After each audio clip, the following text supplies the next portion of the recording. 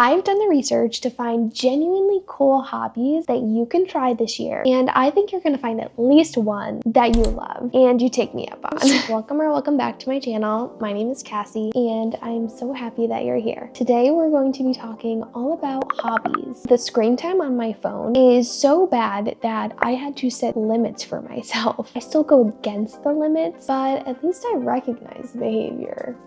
I think the only way to get out of doom scrolling is by getting our hands busy, getting our minds working. And to do that, we have to do a hobby. I've done the research to find genuinely cool hobbies that you can try this year, and I think you're gonna find at least one that you love and you take me up on. That's how good they are.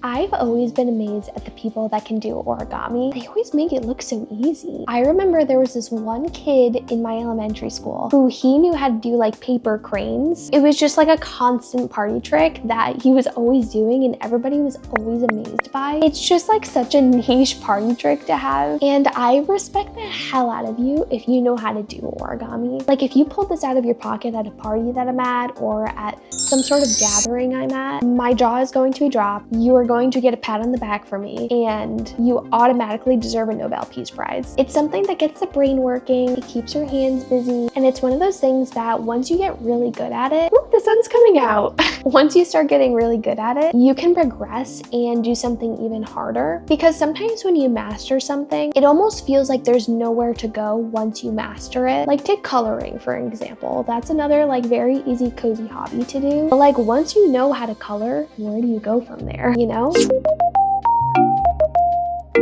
I've been really wanting to get into calligraphy. Having good handwriting is something that I feel like everybody notices. There's a ton of different routes you can go with calligraphy too. Like there's not just like one type of way to do it. There's sign painting, there's brush lettering, there's like the regular traditional calligraphy that you see. And it's just like a very functional hobby, which makes it a good one to learn. Take Meghan Markle, for example. You're gonna learn very quickly that I'm obsessed with the royal family, and I bring up Meghan Markle up quite often because I'm just enamored by her. I think she's so inspiring. But take her as an example. She didn't just start writing like this overnight. It's very obvious that she took the time to learn how to write so beautifully, and I appreciate it and I admire that about her. I just think it's so beautiful, and it's nice to get like a nice handwritten note when it looks really beautiful like that. It's just so impressive, and in my opinion, it's something that's useful forever. It's not just like a one and done kind of skill.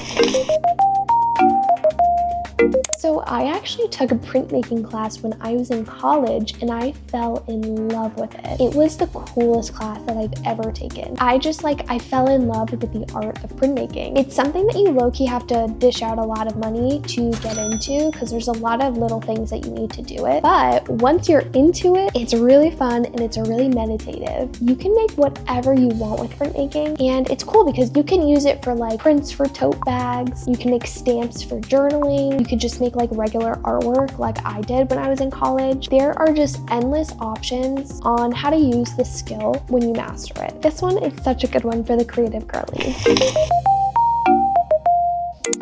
Okay, I'm gonna tell you something that is so random about me. I used to be a teacher. It's a whole story that if you wanna know my teacher origin story, happy to get into that. But for now, the reason I'm telling you this is because one year I had a student who his mom was a stained glass artist, and she brought in a gift for one of the teachers in the school. And it was like a piece of stained glass art that she created, and it was so beautiful. It had like bees and flowers and the sun. Like it was just so colorful and vibrant and so unique. I remember going home that night and I was like, I think I'm going to become a stained glass artist. I did the research, I put everything in my cart, and then as soon as I was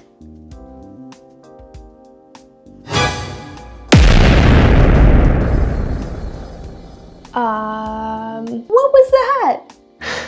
Okay, guess my little jelly cat went to my dog. She just brought it to me. Okay, I'm putting this back here. Anyway, as I was about to dish out all the money to become a stained glass artist, I was like, wait, what am I doing here? Can I help you? That's Millie, by the way. This girl. I'm definitely not the target woman for this hobby, but if you think you are, it is just like the most impressive and just like coolest hobby ever. It definitely takes somebody with a lot of patience, and it's just like a cool hobby because it's something that you can create things for yourself, but like when Christmas time rolls around, you are set for gifts. You can make a personalized gift for whoever, and they're going to be impressed. If you are a bookstagrammer, a book girly, whatever, this next one's for you. Okay, picture this. Let's say you have a bookshelf or a bookcase in your living room, in your bedroom. All the books are put away and all you see are the edges of the books. What if you became a book edge painter? If you enjoy painting and getting creative, I think this could be a really fun hobby for you. It doesn't cost too much, and it really allows for you to get creative, and you can get books from the thrift store. You could use what you already have and just paint the edges of them. You can make them match, you can make them not match, you could have a theme, whatever you do. It's just really cool and unique. I feel like this would be another really good like meditative hobby to have that feels unique enough that not everyone else is doing it, but cool enough and easy enough that you'd actually want to do it. Okay, I've always thought these were so freaking cute. It's super hands-on, and if you're a plant lover or you have a green thumb or you want a green thumb, it's something where you could just sit down and honestly finish in one setting, which is always good for us doom scrollers because we want that cheap dopamine hit, right? So when you can finish it quickly, major hit in my book. It's something you can put around your house, on your desk, on your nightstand, and if you do it right, it can look expensive and impress everybody who lays their eyes on it. How are you feeling? Did I overwhelm you? I tried to keep it short and sweet with hobbies that you probably wouldn't think about right away, but also be like, oh wait, Cassie, that is genius. Tell me which one you want to try. I want to try all of them. I hope you enjoyed my little hobby rant, and I hope I see you in the comments, but if I don't, I'll see you in my next video. Bye.